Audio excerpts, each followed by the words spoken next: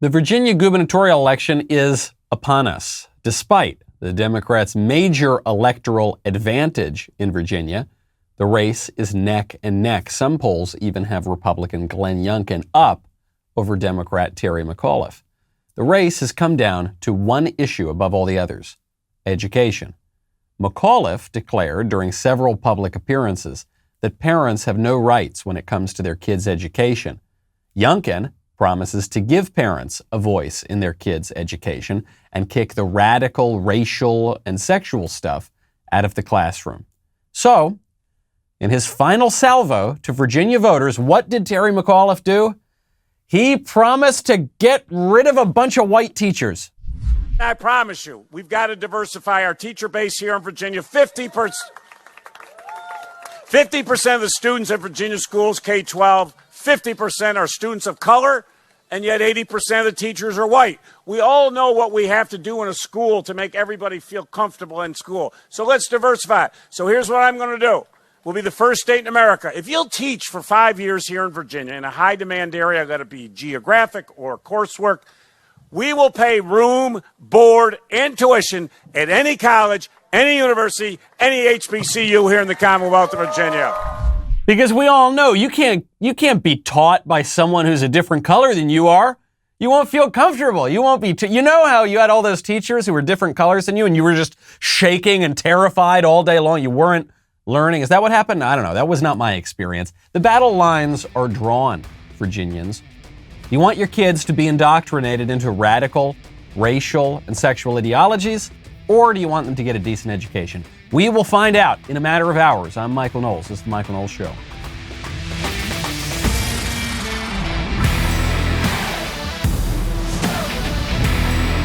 Welcome back to the show. My favorite comment yesterday from Matty Ice, 113, who says, the Democrats needed a black man to play a white supremacist.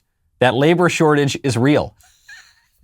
That labor shortage is real, man. And that's not even the last dirty trick they pulled. The McAuliffe campaign pulled another dirty trick before the polls opened today.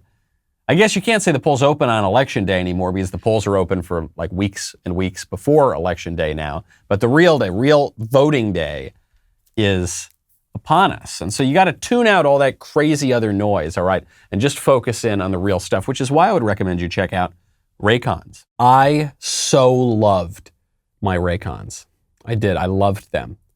And I'm speaking in the past tense, not because they broke, not because I got rid of them, because I showed them to my wife. And I shouldn't have done that. That was my fault. And then my wife saw them and she saw the cool case and she saw the great colors and she saw that they fit in your ears really, really nicely and they don't have little stems sticking out. And she heard that they have an extremely high audio quality and they stay charged for an extremely long time and you get hours and hours and hours of listening. And now they are her Raycons. They are not mine. They are hers with 8 hours of playtime, 32 hours of battery life. They are hers with all those cool colors. They are hers with that built-in mic that allows her to take phone calls with the press of a button. They're hers. Now, I need to get another pair. Thankfully, though, because Raycons are so inexpensive, and right now they are giving you up to 20% off your Raycon order if you go to buyraycon.com/Knowles. Fortunately, I can maybe just get another pair. This offer is only available for a limited time. Don't miss it. That is buyraycon.com/Knowles, Knowles, to unlock up to 20% off your Raycons. Buyraycon.com/Knowles. There was one last dirty trick before the big election day in Virginia. All right, they've been pushing the racial stuff the whole time. And they're still pushing the racial stuff, and the final salvo from the McAuliffe campaign was about how black kids can't learn from white teachers. It's preposterous. This preposterous argument.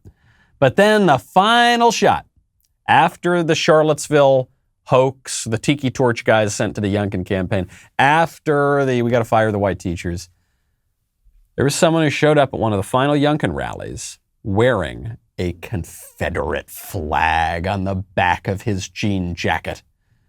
Wow, he's a Confederate. He's a racist. He's a white. Now, they were smart this time. This guy, who the Democrats obviously sent in, at least he wasn't a black guy. They made that mistake with the Tiki Torch stunt at the Youngkin rally.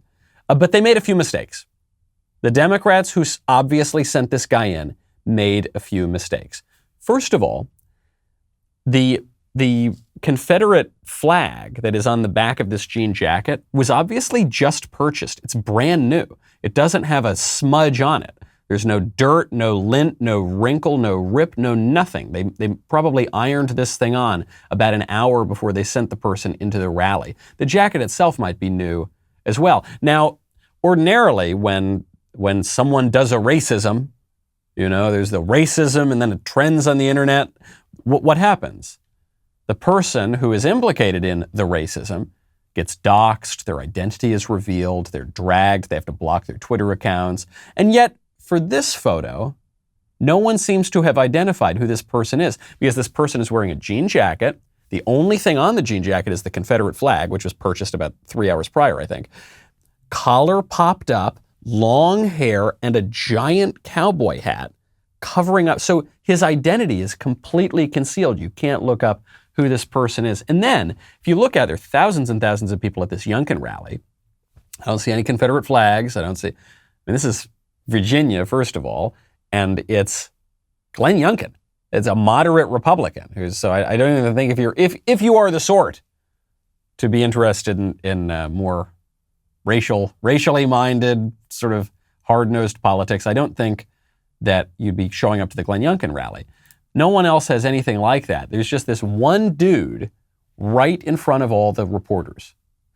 It's so transparent. It's so lame. So then you get these 3 reporters who just take the photo of the guy who showed up in the brand new Confederate flag thing right in front of them.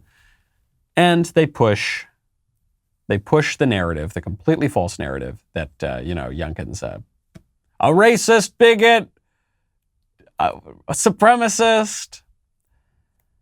I think my takeaway from this, other than the Democrats need to get better at their dirty tricks because they used to be a lot better at these things and now it's pathetic. My big takeaway is there must not be a single white supremacist left in America. I don't think there's a single one. I mean, I guess there's David Duke, right, and Richard Spencer maybe, who are almost certainly feds. These guys who, they go on CNN to play white supremacists on CNN. But then are there any others? If there were white supremacist, racist, bigot, evil, Nazi, whatever, if there were any of those guys actually in America, don't you think the Democrats could wrangle one of them and push him toward going to a Glenn Youngkin rally, or going to a Glenn Youngkin campaign stop? They can't. They can't find any of these guys. So they have to make them up themselves. Speaking of dirty tricks and election integrity, I felt that Bill Maher was a little disingenuous and dishonest the other night. Conservatives really like applauding Bill Maher now because occasionally he attacks wokeism, but he is still a Democrat. He is still a lib, and he still pushes for things that are really ridiculous. So Bill Maher had Sean Spicer on his show, and Bill Maher took the opportunity not to discuss what's going on right now, not to discuss the relevant political issues to today, but to focus on the 2020 presidential election and the January 6th, the worst event ever in history, and the big lie.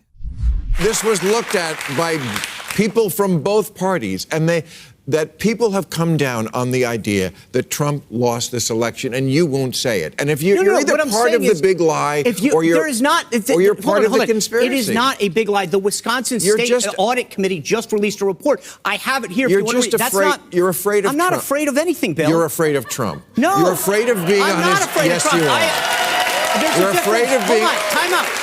You said I have not, then again, I wasn't on the campaign. I did not see evidence of widespread fraud. What I did say, and what I'm telling you is that in certain states where they sent out ballots that were not requested in violation of a law, that should concern everybody. But he still lost the election. Okay. Okay, so now. worry about Biden. Okay, so he did lose the election, Trump. Biden's president. Did he lose he did. It's a big lie. He lost. It wasn't rigged. It was. The election was rigged, okay? It was obviously rigged. They changed all the rules right before the election. What do you mean the election wasn't rigged? Of course the election was rigged. Now, Are you saying the election was rigged and Trump actually got more votes? I don't know. I mean, to Sean Spicer's point, I don't know. They didn't prove it in court, so you can't say that definitively. Was the election stolen? Jeremy Boring, the God King at the Daily Wire, made this point. Jeremy said the election was rigged, but he doesn't think the election was stolen. There actually is a distinction to be had here. Rigged is the Democrats set up everything to give them an advantage, which they obviously did. In Pennsylvania, they changed the election rules in violation of the state constitution, for goodness sakes, by pushing the widespread mail-in ballots. Does this mean that Trump actually got more votes? I don't know. I mean, I guess not. I don't, I mean, to Sean Spicer's point, Biden is the president. But please do not tell me that the election was the most above-board election in history, and if you question it, you're an insurrectionist, terrorist, whatever. Terry McAuliffe, who is running for governor of Virginia, former governor of Virginia, who is now running again, during this election, refused to acknowledge the results of the 2000 presidential election. During this election, in the year of our Lord, 2021, refused to acknowledge the results of the 2018 Georgia gubernatorial election. And please, enough with the big lie. You know what's amazing? Do you know where the big lie was coined? Do you know who coined that phrase and where he did it? Hitler coined that phrase. He did it in Mein Kampf. And he used the phrase to accuse the Jews of pushing a big lie to blame German General Erich Ludendorff for losing the First World War for Germany. When you use the phrase the big lie and weaponize it against your political opponents, you are putting yourself in the position of the Nazis, which the Democrats are doing right now, and they're so historically illiterate, including Bill Maher, that they don't even realize that they're doing it. Enough with the ridiculous, shallow talking. Good grief, people. Everything is just an accusation of racism, white supremacy, Nazism. Give me a break. Before you accuse me, take a look at yourself. I need some relief.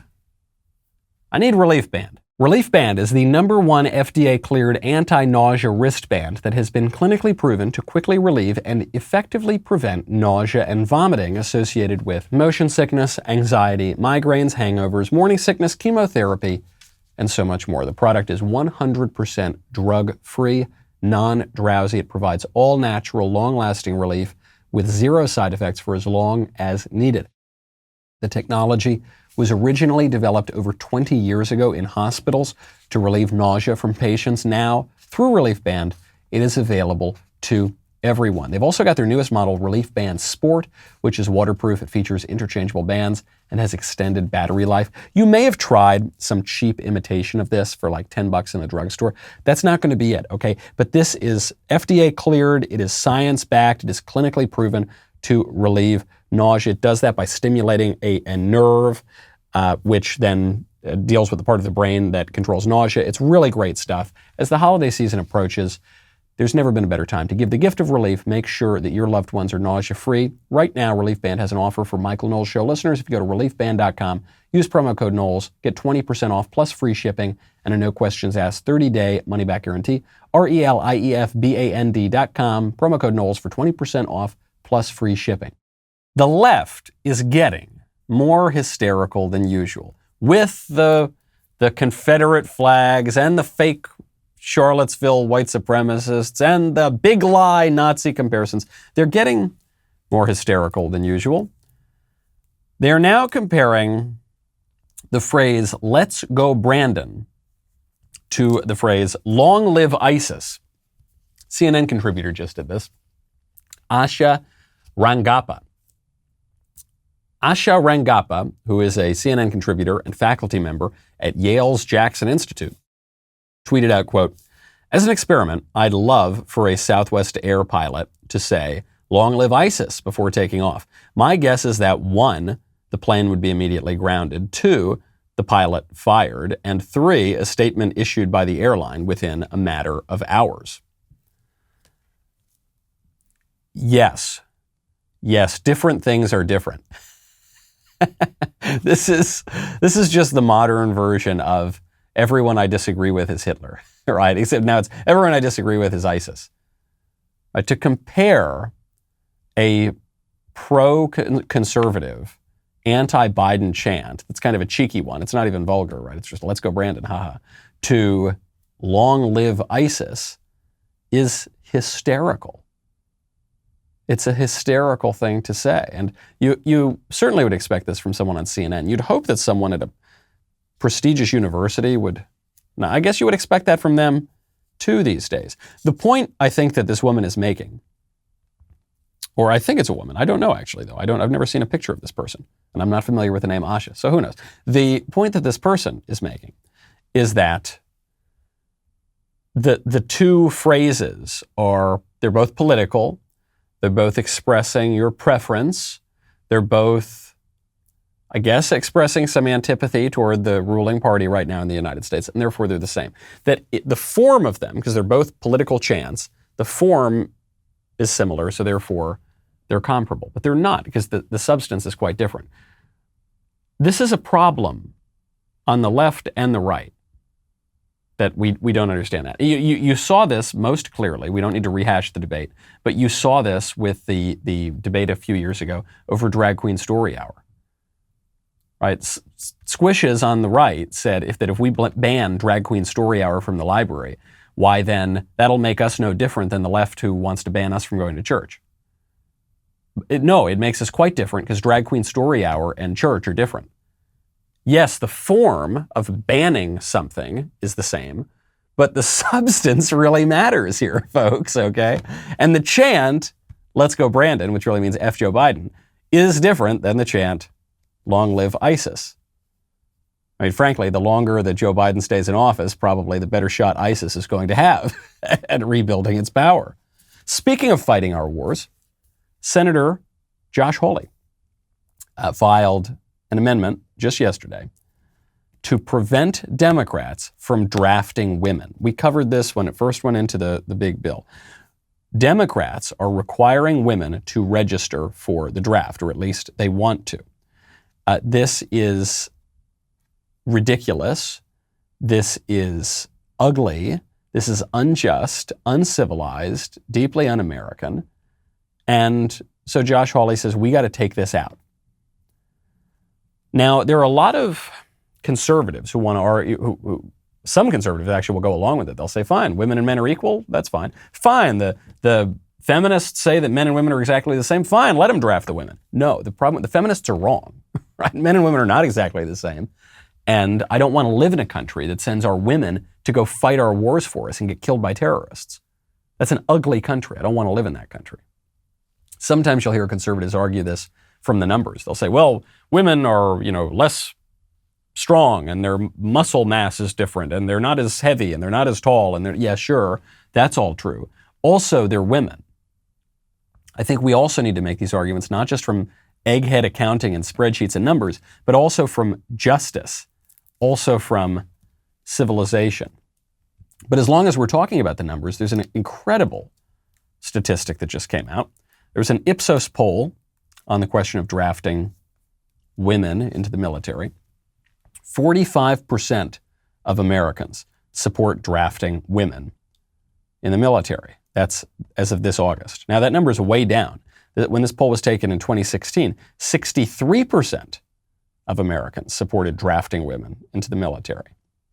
The reality of it might be kicking in now. In 2016, we hadn't seen a whole lot of hot military action. We've just seen that debacle in Afghanistan where 13 servicemen were killed. All of a sudden, I think people are remembering the reality of war. But then here's the really crazy number. Men who were surveyed favored drafting women at 55%. Women favored drafting themselves at just 36%. Men were much more likely to support drafting women than the women were. Shows you the difference between ideology and reality. Okay, and also I think it shows you something that might be a little bit unexpected here, which is that when it comes down to it, women are more likely than men to know that men and women are different. What I mean by that is you look at the TERFs, the trans-exclusionary radical feminists. They're women. They're women. J.K. Rowling, those sorts of people. I guess Dave Chappelle now counts too. But they're generally led by women. They are pushing back against this. Meghan Murphy, right at the feminist current. Men don't need to think about the differences between men and women all that often because we're stronger and bigger and faster, even those of us who are not particularly athletic. We just are. That's just the way we're built. Women are aware of that because women have to think about that when they're going out alone at night, when they're deciding whether or not to cut down that dark alley to get back to their car, when they are in a room with men. So much of the Me Too movement talked about how women felt intimidated, even if men were unaware of the fact that they were intimidating.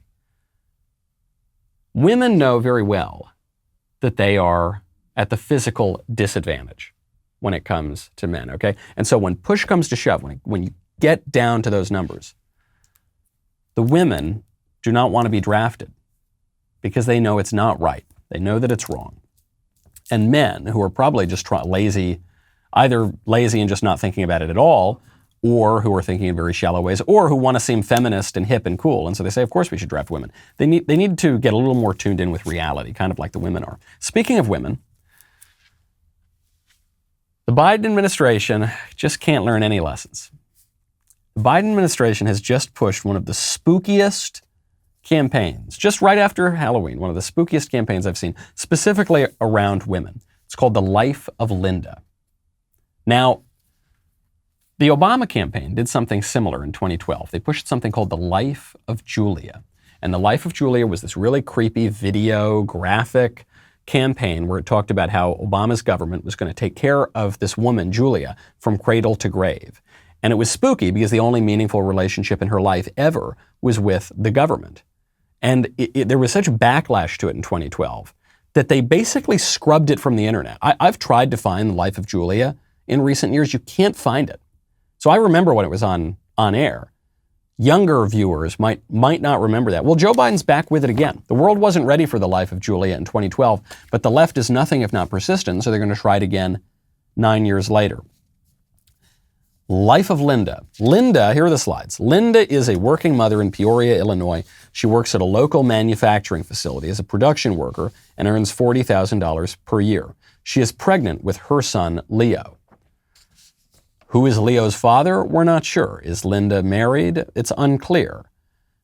Is Linda going to stop working when she has her kid? What is going to happen? Okay, there's Linda. She's got probably what Joe Biden considers to be a clump of cells in her belly. It's weird that they would name a clump of cells Leo because Joe Biden supports abortion at this point, basically up until the point of birth. So it's weird that he would name, but okay, fine. She's pregnant with her son Leo. So what's going to happen? Well, Joe Biden's going to help out. Once Leo is born, Linda is going to receive a child tax credit of $300 per month, $3,600 annually, to help cover essential costs like groceries, rent, and medicine. We were wondering earlier if Linda's married, if Leo has a father who's stuck around. Doesn't matter. Big Daddy Biden's going to come in. He's going to take care of those things like groceries, rent, and medicine. What happens when Leo grows up? Don't worry. Joe Biden, Big Daddy Biden is there for Leo as well. You can rest easy at night. If you want to rest easy, by the way, I would say you should check out MyPillow. You know how much I love MyPillow.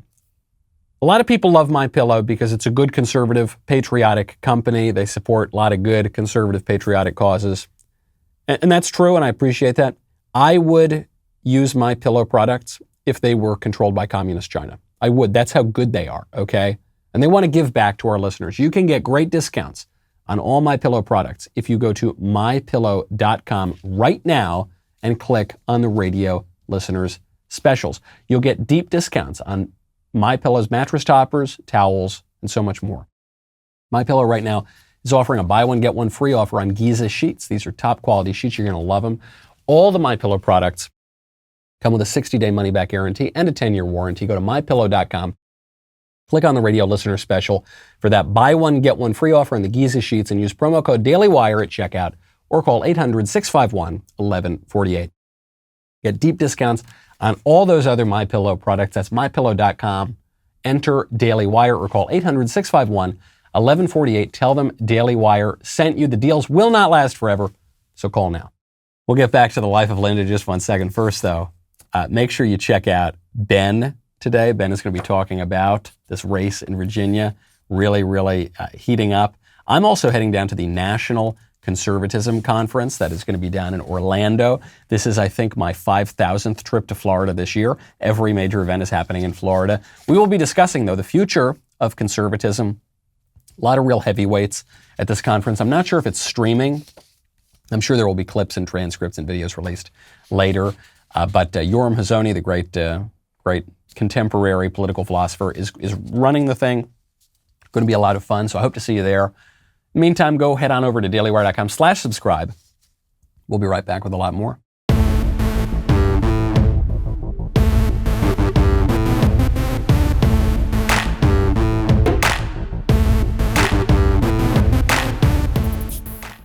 Back to the life of Linda.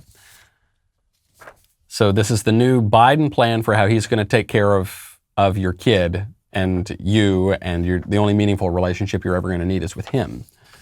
As Leo grows up, the government helps cover the costs for his daycare, guaranteeing that Linda doesn't need to pay more than 7% of her income on childcare. We'll get to the real troublesome aspects of this in a second. When Leo turns 3, he attends a high-quality pre-K program for free. Okay? When Leo leaves high school, he's able to enroll in community college, thanks to Pell Grants in community colleges. Thanks to his community college training, Leo lands a good-paying union job as a wind turbine technician. Leo's job is one of 4 million new jobs a year that are supported by President Biden's economic plan. Yeah, okay. Hey, try to keep gas below like $20 a gallon, then we can talk about your brilliant economic plan. Later in life, Linda needs home care and hearing care. Thanks to President Biden's plan, Linda can access affordable hearing care through Medicare, and Leo is able to afford at-home elder care for his mom. Okay, what is so unfortunate about this? I am not of the opinion, as so many Republicans have been for a long time, that the big problem with this is it's too expensive. You're spending too much money. This is economically, this doesn't make any sense. You need more the free market or something. That's not my, these are legitimate concerns, but it's not my primary concern. My primary concern is that this is so inhuman. This is so inhuman. So first, mama's got to work. Mama doesn't get to stay home. Mama doesn't get to raise her kids because there's no daddy in the picture. So mama, that's good. She gets to carry the baby. She's got to work until at the very end, she can take off, have the kid, and she's going to get some child tax credits. Why? So that she can pay some other woman to raise her child. So she right away ships the kid off to daycare. Then that's the first step. The second step is by the time he's 3, he gets to go to Joe Biden school. He gets to go to Biden-funded government school. I didn't start going to school at 3. I started going to school at 5, I guess kindergarten. My dad started going to school at 6, first grade. But now they're expanding it out. I have a friend of mine sends her 2-year-old daughter to school. 2-year-olds don't go to school. But what this is about is removing the ability to educate your child from the parent to the state. This is what the election in Virginia is about too, folks. At different stages in life, but it's the same issue. Who gets to raise your kid? So in the life of Linda, the state gets to raise Linda's kid. Then the kid goes to another government school, and then the kid gets a union job. And then the great part of the union job is the kid gets to pay someone else to take care of his mother. Where is the humanity? Where's the husband? Where's the son? Where's the filial loyalty? Where's the family? Where's the family? There is no family. As the life of Linda expands, as the government program, the life of Linda expands, the family disappears. There is a direct correlation here. That's the problem with it. I don't care about spending money on school it's a very rich country. Okay, it might not be for long, depending on how long Joe Biden's in office, but it's a rich country. I don't really care. If I thought that it were good for Leo or Linda or the American people to have pre-K funded by the state, I guess I'd be fine with that. Or to have these massive programs, I guess I'd be fine with that. The problem is the inhumanity. When conservatives are just right about everything. When we say, hey, if you keep going in this direction, progressives, you're going to destroy the family. And they say, oh, please, that's a slippery slope. That's a crazy, you're nuts. We're right. We're always right. Hey, if you redefine this thing, then pretty soon you're going to redefine marriage. No, that's a slippery slope argument. You hysterical conservatives are nuts. What happens? That's exactly, well, if we redefine marriage, pretty soon we're going to be redefining sex itself. Oh, you're just crazy, hysterical conservatives. And that's exactly what happened like 5 minutes later. Speaking of women's issues, Mary Margaret Olahan at the Daily Caller has a delightful video out where she goes out and interviews the Catholics for Choice lady. So there is a group called Catholics for Choice. I got to put this in quotes because the group is not Catholic. The group is in grave error and is is contradicting very basic Catholic teachings. And so you could not call them practicing Catholics by any chance. This is a fake Catholic group that is pushing for abortion underneath the Catholic banner, which actually incurs another sin, which is the sin of scandal. So anyway, a delightful video out here asking the Catholics for Choice lady how to defend her views. So we represent and amplify the majority of Catholics in the United States who support abortion rights. 68% of Catholics in the U.S. do not want to see Roe versus Wade struck down, so we thought it was very important for us to be out here today. What about, doesn't the Catholic Church teach that abortion is a crime against human life? Well, the teaching on abortion has changed quite a bit over the centuries. As you know, the Catholic Church is an old institution.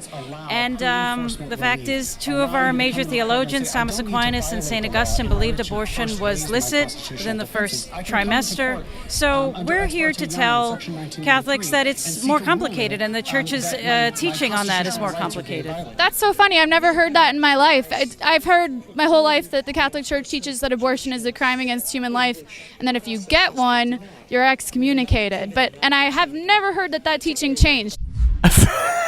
That's funny. I never heard that. That's so weird. By the way, I just know I said the Daily Caller, but I just noticed on the microphone it says the Daily Signal. So I want to give credit where credit is due for this very entertaining video.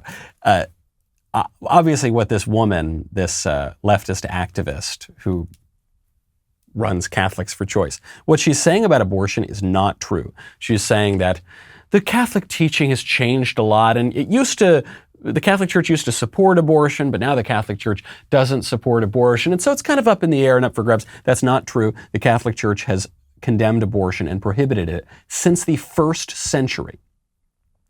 Since the very first years after the crucifixion and the resurrection, the earliest catechism we have, the Didache, explicitly condemns abortion. So that's not true.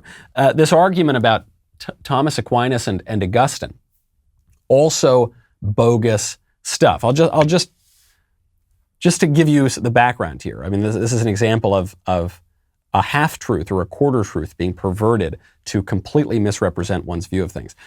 St. Thomas Aquinas believed that conception was a process that took place when the sperm served a formative function on the menstrual blood of women. I hate to be gory here, but this is his understanding of the physical act of conception. Okay, and he's basing that on Aristotle's physics, which was the physics they had at the time. Obviously, they didn't have modern medical science at the time. So when you're describing the physical act of conception, it was unclear to someone like St. Thomas Aquinas, even a great genius like St. Thomas Aquinas, one of the greatest theologians ever. So the view was that the sperm acts on the menstrual blood and then creates this kind of vegetative thing that is not ensouled until quickening, okay? St. Augustine has a similar view of this, as this woman alludes to. What we know with modern medical science is that the sperm does not merely serve some formative function on the menstrual blood, it doesn't work on the menstrual blood at all, but that the sperm and the egg come together, and that the act of conception, which previously in the Aristotelian world, the Aristotelian model would have taken weeks and weeks, actually occurs almost instantaneously. And we know now, again, just because of modern medical science, that the sperm contains unique genetic information, and the egg contains unique genetic information. And when the sperm and the egg come together, they both cease to be, and a new being is formed. And that new being is the first iteration of human life. So we know that now, okay? Applying the metaphysical principles of Saints Augustine and Thomas Aquinas to the modern understanding of physics, we know that life begins at conception. And you can't call Augustine and Thomas Aquinas dummies. They were operating on the physical understanding of the world at the time. But what is so disingenuous is well, one, maybe this Catholics for Choice lady seems a little confused, so maybe she just doesn't understand what I have just explained. But maybe she does understand it. And maybe she's just being a little clever here, or trying to be a little clever. And maybe she's just trying to use Aristotelian physics to justify her indefensible position on abortion. Do you think this woman defers to Aristotelian views of the physical world in other questions, or just when it comes to abortion because of a mistaken view, and a manifestly mistaken view of how conception takes place? I think it's probably the latter. I think this woman probably says she loves to follow the science, and she's very modern and follows all the modern science. Except when it comes to conception. There she follows the most ancient and mistaken science that there is. Such BS. The bigger question, though, beyond the obvious nonsense that this woman is spouting, is why does she want to be considered Catholic? Why? She doesn't. She's a lesbian, by the way. I'm not telling any tales out of school. She's pretty public about that. So she disagrees with the church on sex. She disagrees with the church on life, an essential, non-negotiable teaching. She disagrees with the church on women ordination. That's another aspect of her activism. She disagrees with the church on a great deal of things, a great number of things. So why does she want to? Why can't she just be, I don't know what category she would put herself, leftist for choice? Why can't she just be regular old leftist who disagrees with the Catholic faith for abortion? Because the Catholic Church is the fundamental institution in the West. Even if you're Protestant, even if you're agnostic, even if you're atheist, the Church formed the West. Okay? The Church endured from antiquity into modernity. No other organizations or institution in the West can claim that. Okay? It is the West. As Hilaire Belloc put it, the faith is Europe, Europe is the faith. Right? It is the West. And so, if you want to transform the civilization, you've got to get to the heart of it. And I suspect this woman has a natural longing. She wants all the good stuff that comes with the faith. But she doesn't want the things that are necessary to the faith. She doesn't want to make those decisions. She doesn't want to tamp down her basest appetites. She doesn't want to circumscribe her individual autonomy. She's trying to have it all. But you can't have it all. You have to make choices. You have to make certain exclusions. Speaking of abortion, an Ohio city has just voted to make abortion a crime. The City Council of Mason, which is just north of Cincinnati, voted on Monday, last Monday, to criminalize abortion. Council members voted 4-3 to make the city, quote, a sanctuary for the unborn. Now, Mason does not currently have any abortion clinics within the city limits. The people who pushed for this ban said that now that there is a ban, no abortion clinics would be put into the city. So I like that as a preventative measure. Some people will say that the city has no right to ban abortion. Abortion is a federal right that was discovered in the Constitution in 1973, I guess written in invisible ink. You'll hear leftists make that argument, and some kind of squishy types will make that argument too. Well, look, I don't agree with the Supreme Court's decision, Roe versus Wade, but we can't just go around, contradicting the court, and we need to fight it, and yeah, okay, whatever. I think this is a great idea. I think this is terrific. Love it. Keep it up, Ohio. Keep it up, Mason. They were right on just about every aspect of this. First, to use the left's sanctuary hypocrisy against them. The left loves to violate federal law and create sanctuary cities for illegal aliens, for foreign nationals who are living in our country in contravention of our laws. But they won't do it for innocent little babies. They are, in Mason, standing up for what is right, what is truly right, defending the right of life for the unborn, and they're going on the offense politically. That's almost the most important part here. It's not as important. Obviously, the ban itself is very important. Saving these lives in the future is very important. But going on offense politically is something that we could all learn from. Why are we always reacting to the left? You're going to redefine marriage. You're going to redefine sex. You're going to change the bathrooms. You're going to upend our culture. You're going to ban certain speech. Why? Stop doing that to us. Stop. How about we start doing some things? How about we start setting the standards and the taboos? How about we start using our political power? I'll be discussing this later today, the National Conservatism Conference in Orlando. Some people are getting tough. Some people are standing firm. A student at Yale Law School is doing that, which is really wonderful to see. We covered this story a week or two ago. I want to follow up on it, though. There was a Yale Law student who sent out a letter. He's a member of the Federalist Society, which is at least somewhat conservative law society. He happens to be a Native American student. He sent out a letter inviting people to a party. And because he's a conservative, because he's in the Federalist Society, some people read the letter and pretended that it was racist or bigoted or whatever. I think he made a pop culture reference to a trap house, which is a perfectly ordinary pop culture reference. And this was then used by leftists on campus to say, he's racist. You're not allowed to use that phrase, trap house, or what. I mean, they were just looking for an excuse. And so he was called in by the diversity deans. And the diversity deans said, the student recorded it, thankfully, so we had the recording. The diversity deans said, listen, you were just accused of racism, and it's not as bad for you as it would be for a white guy because you're Native American. But look, you should just apologize. We don't think you did anything wrong. Obviously, you didn't do anything wrong. But look, you don't want your career to be hurt. You don't want your life on campus to be hurt.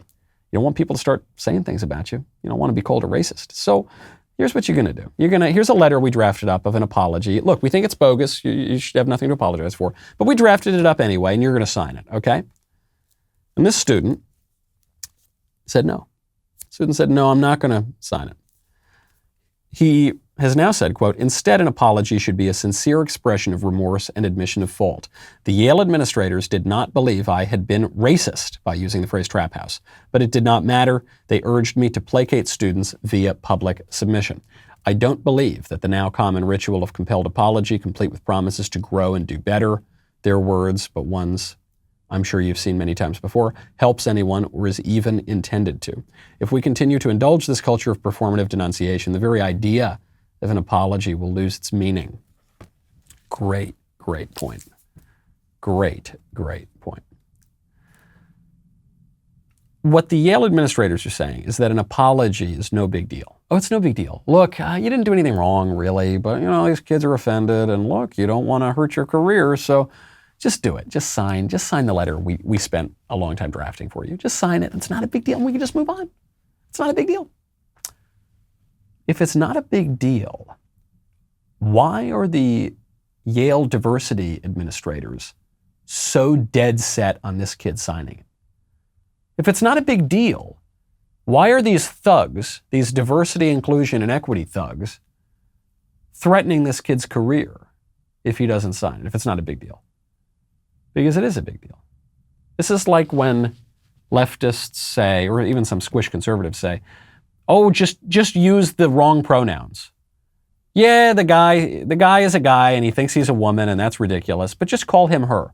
What's the big deal? I don't know what's the big deal. Why, if it's not a big deal, why are you so insistent that I use the word? Don't worry, it's not a big deal, so it's cool. So I'll call him him. You can call him her if you want to, and then that's fine. So no, it is a big deal. Because words carry whole premises. Why do they want it so bad? And the idea of an apology will lose its meaning. I mean, the kid makes a good point too. As the late Roger Scruton pointed out, society in many ways runs on apologies. Our ability to apologize to one another and have that apology accepted is a good measure of the health of society. Because it requires something of both parties. When I apologize, when I ask forgiveness, I am sacrificing my pride. I'm admitting that I did something wrong. When you accept my apology, you are sacrificing your resentment. Both of those things are valuable to us, okay? But then you do it, and then you move along together in society. But we're not really allowed to do that anymore. And young people are being really perverted with this kind of illogic. I have to get to a story. This really shocked me. Speaking of young people, a mother has apparently locked her kid up in the house, effectively locked her kid up in the house since the start of the 15 days to slow the spread almost 600 days ago. The mother just posted a video to TikTok or Instagram Reels or one of those where she has the little kid, the 9-year-old daughter, read the news that the kids can now get the vaccine. And the kid almost breaks down in tears. This is my daughter. Hi. She's 9. We're about to blind react to something. Okay. What does that say? Hold on, dear!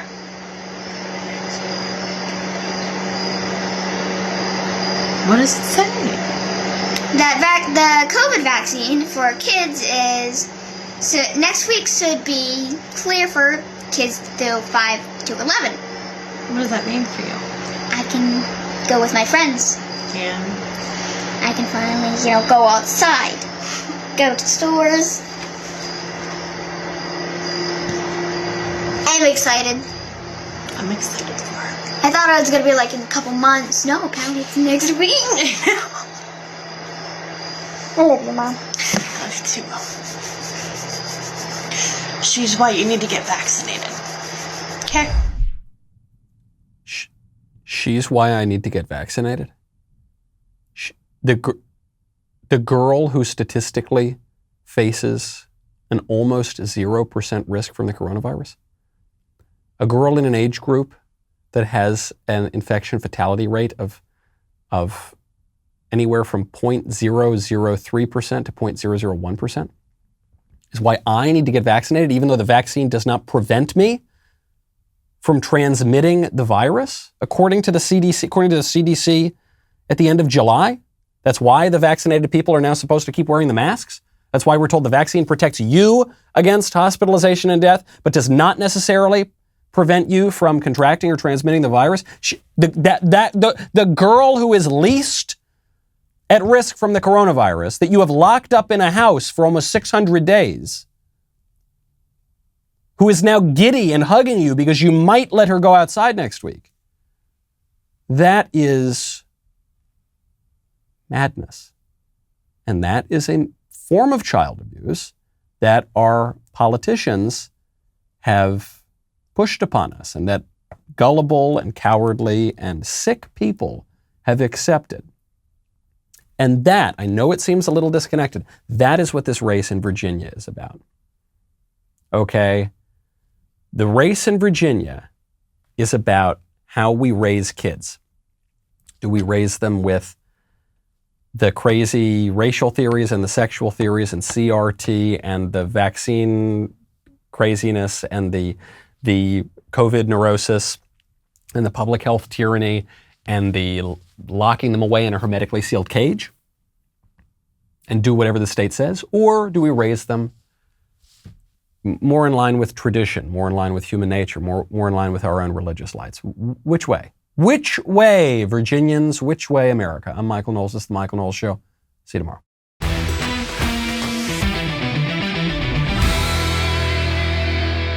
The Michael Knowles Show is produced by Ben Davies. Executive producer, Jeremy Boring. Our technical director is Austin Stevens. Supervising producer, Mathis Glover.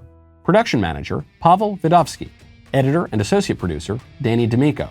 Associate producer, Justine Turley. Audio mixer, Mike Coromina. And hair and makeup by Cherokee Hart. The Michael Knowles Show is a Daily Wire production. Copyright Daily Wire 2021. Today on The Ben Shapiro Show, Terry McAuliffe faces the music in Virginia and counters by playing the race card. Plus, Joe Biden falls asleep during a vital climate change conference. That's today on The Ben Shapiro Show. Give it a listen.